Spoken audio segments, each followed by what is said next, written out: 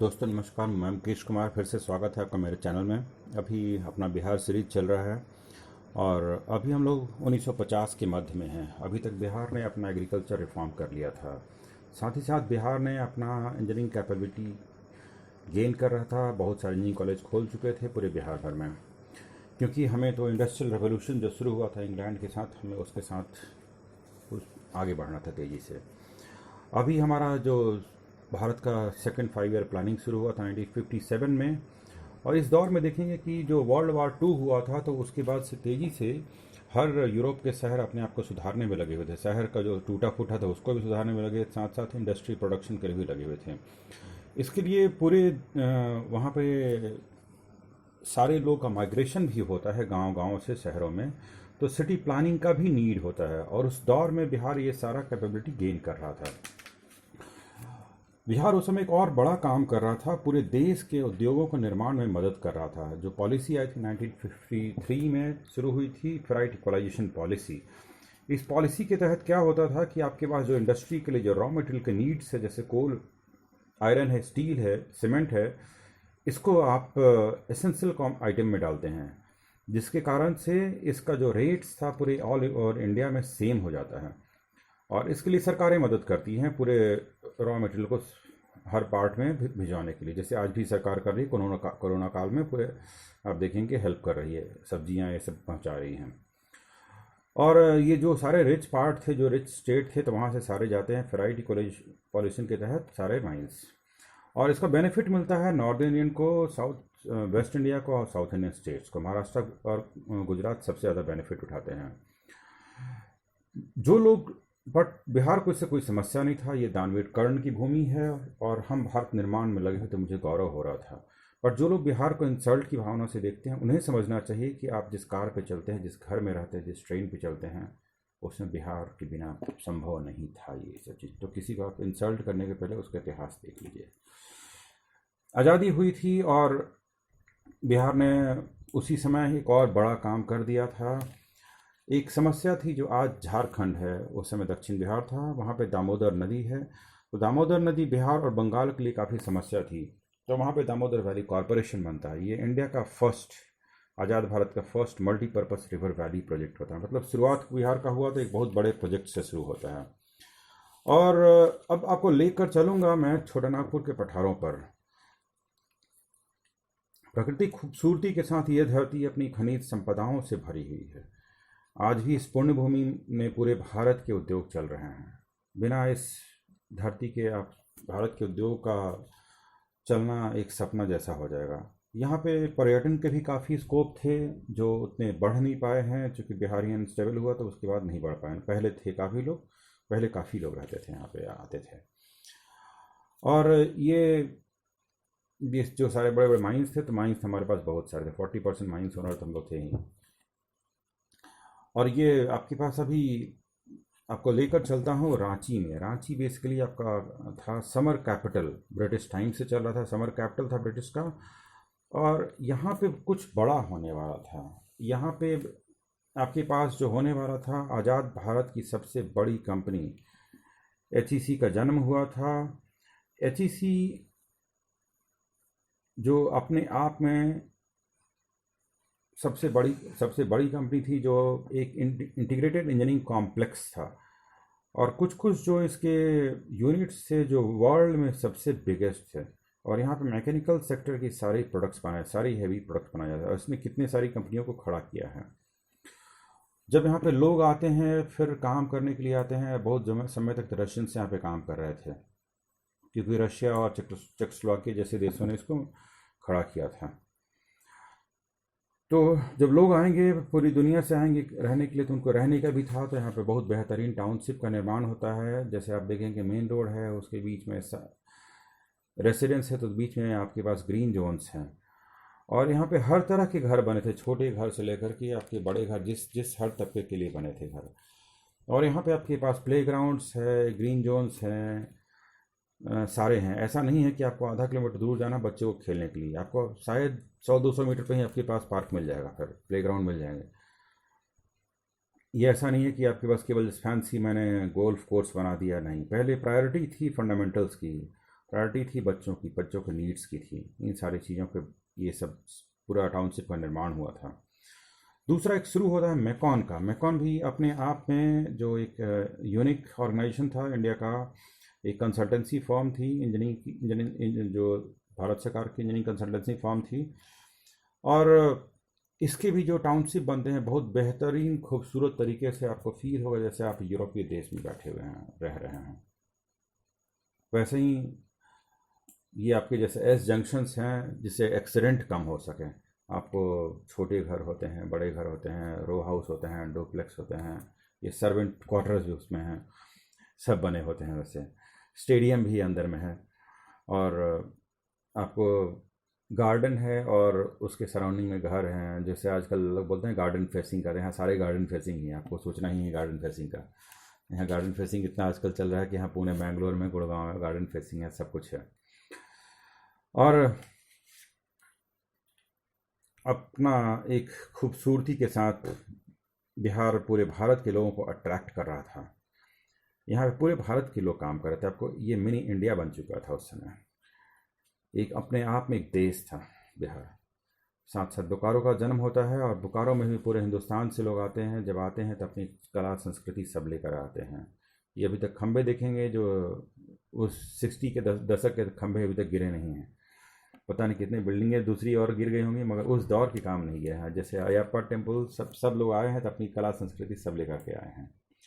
जमशेदपुर हमारे पास था ही, जो वहाँ पर टेल्को टिस्को पूरा शहर ही है, जो इंडिया का फर्स्ट आपका इंडस्ट्रियल प्लांट टाउनशिप है। और हमने ज्ञान बहुत दिया भाई, तभी बिज़नेस का भी ज्ञान सबने दिया। सबसे बड़ा हमारे पास बिज़नेस हाउस भी था उस ज़माने पे, एक्सेलराई। और हमें नहीं मालूम था कि टाटा ने उस ज़माने में मर्सिडीज़ के साथ टाइप किया था। ये जो ट्रक मर्सिडीज़ के थे, हमें लगता था कि ये टाटा के ट्रक हैं, क्योंकि हमने तो टाटा का लोगो देखा था 90 के दशक में, तो हमें तो लगता था टाटा का ही है, बट ये मर्सिडीज़ टाइप थे। खैर, तो टाटा भी बहुत तेज़ी से अपना विकास कर रहा था, और ऑफ कोर्स टाउनशिप तो उनकी थी ही खूबसूरत। बट उसी दौर में एक बहुत बड़ा दुखद समाचार होता है, और ये है उस महानायक के अंत का, उसका स्वर्गवास होता है। बट उस महानायक के बनाए हुए रास्ते पे बिहार अभी चल रहा था। बहुत सारे प्रोजेक्ट्स अभी हैं दक्षिण बिहार में भी। सबसे ज़्यादा प्रोजेक्ट है क्योंकि माइंस रिच था, इसलिए सारे दक्षिण बिहार में बड़े बड़े प्रोजेक्ट्स लगते हैं। उत्तर बिहार आपका एग्रीकल्चर रिच है, तो जो भी एग्रीकल्चर बेस्ड थी सारी इंडस्ट्री सेटअप होती है वहाँ पे मेजर। और जैसे ये रीजन है तो आपके पास बरौनी रिफाइनरी होता है, और वहीं पे फिर आपके पास एनर्जी नीड्स है तो आपके पास थर्मल पावर प्लांट लगते हैं। और चूँकि उस रीजन को बनाया जा रहा था इंडस्ट्रीज, तो काफ़ी इंफ्रा की ज़रूरत है। तो इसे देखेंगे राजेंद्र सेतु है, कोई डबल डेकर ब्रिज है। ये रीजन बंगाल के नज़दीक था और इंडस्ट्री के लिए सूटेबल था, तो यहाँ पे सारे डेवलपमेंट हो। ये भी जैसे आपके पास देखेंगे रेलवे का यार्ड 2200 एकड़ में फैला हुआ है, उस ज़माने में एशिया का सबसे बड़ा था ये। और बहुत सारे डेवलपमेंट के काम यहाँ पे होते हैं, बहुत सारी कंपनियाँ आती हैं, और ये पटना से लेकर के इस रीजन तक पूरे का काफ़ी डेवलपमेंट चल रहा था। बहुत सारे कंपनियां भी आनी शुरू हो जाती हैं, जैसे बाटा है, मैकडॉवेल है, आईटीसी है। ये सब आते हैं इस रीजन में काम करने के लिए, अपनी फैक्ट्रीज खोलते हैं। साथ साथ हमारा कोसी से भी काफ़ी समस्या होता था, तो उसके लिए भी कोसी बराज बनाया गया था। और जो आज का उत्तरी बिहार है तो बहुत ये जैसे ये पेपर मिल थी, तो पहले से शुगर मिल तो हमारे पास थी ही, पेपर मिल थी, इसके बाद भी बहुत कुछ शुगर मिलें खुली हुई थी नई नई। तो ये सारा दौर चल रहा था, एक गौरव का दौर चल रहा था। जैसे हथुआ महाराज की शुगर मिलें थी, आप देखेंगे सब सारी मिलों में ट्रेन थी, मतलब खुद। और वैसे ही ये डालमिया नगर था, डालमिया नगर भी अपने चरम पे था, और पूरे हिंदुस्तान से लोग आकर वहाँ पे डालमिया नगर में काम करते थे। मॉर्टन का आपको टेस्ट याद होगा, मॉर्टन टॉफ़ी का, ये 1929 में शुरू हुआ था, और मॉर्टन भी अपना एक्सपैंड कर रहा था। अब तो सब खंडहर हो गए। साथ ही साथ बहुत सारे आपके पास जूट की मिलें थी, और बिहार में जो एक तरह से हैपनिंग स्टेट था पूरा इंडिया का, मिनी इंडिया था बिहार। एक तरह से ऐसा हो गया था कि आपको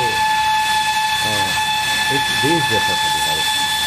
आपके पास सब कुछ है, आपके पास घूमने फिरने, इंडस्ट्री, फॉरेस्ट, आपके पास फर्टाइल प्लेन्स, सब कुछ है।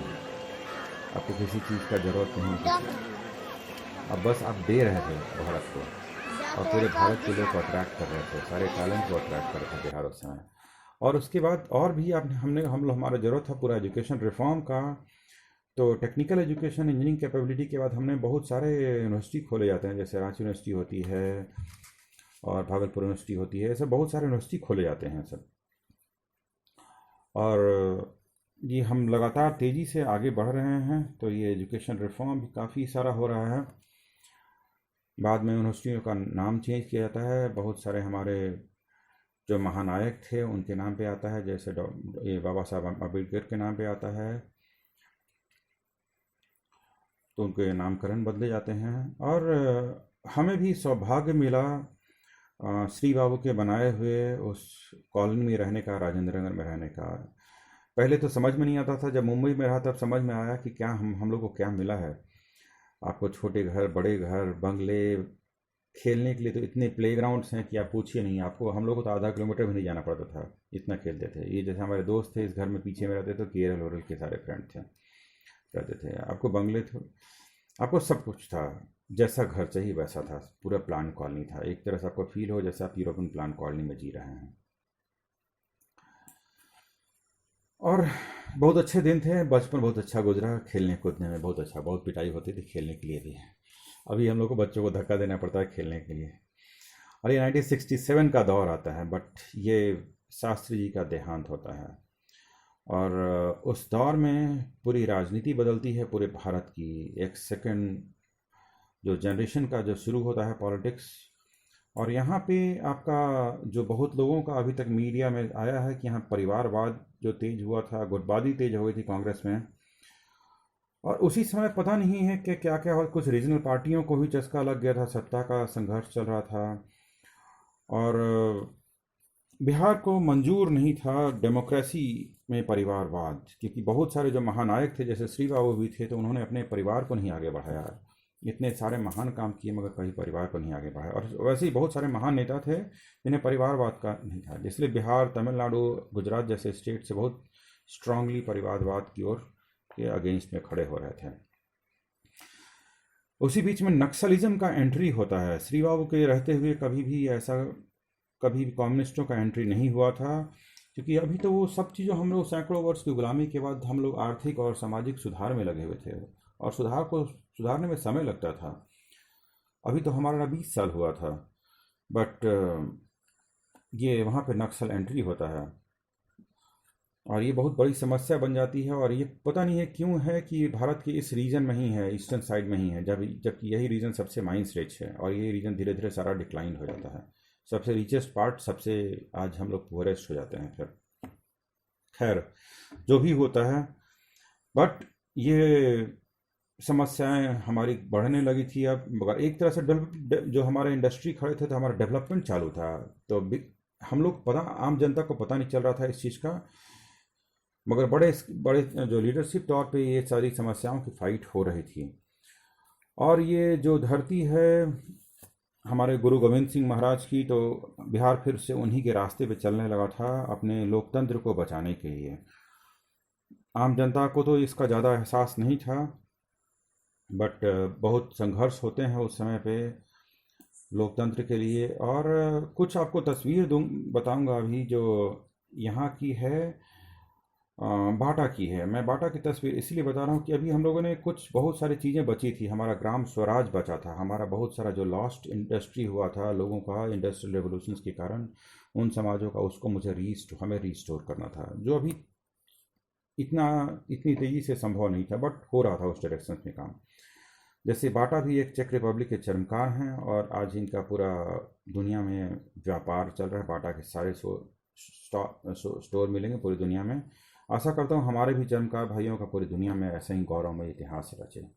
महाराष्ट्र ने जैसे अपना कोल्हापुरी चप्पलों का अभी तक आज तक मेंटेन रखा, समाज का व्यापार मेंटेन रखा, बट समस्याएं बढ़ रही थी। और बिहार अब अपने पतन की ओर जा रहा था। एक महानायक के सपने और उसके मेहनत के ऊपर पानी फिरने वाला था। बात नियति को कोई रोक नहीं सकता है। अभी मैं मिलूंगा आपसे जो 1967 से शुरू होता है 2005 तक का बिहार के पतन का दौर। तब तक अपना ख्याल रखिए। अगर पसंद आया हो तो आप लाइक कर सकते हैं, शेयर कर सकते हैं, सब्सक्राइब कर सकते हैं। तब तक लिए आपका बहुत बहुत धन्यवाद। नमस्कार।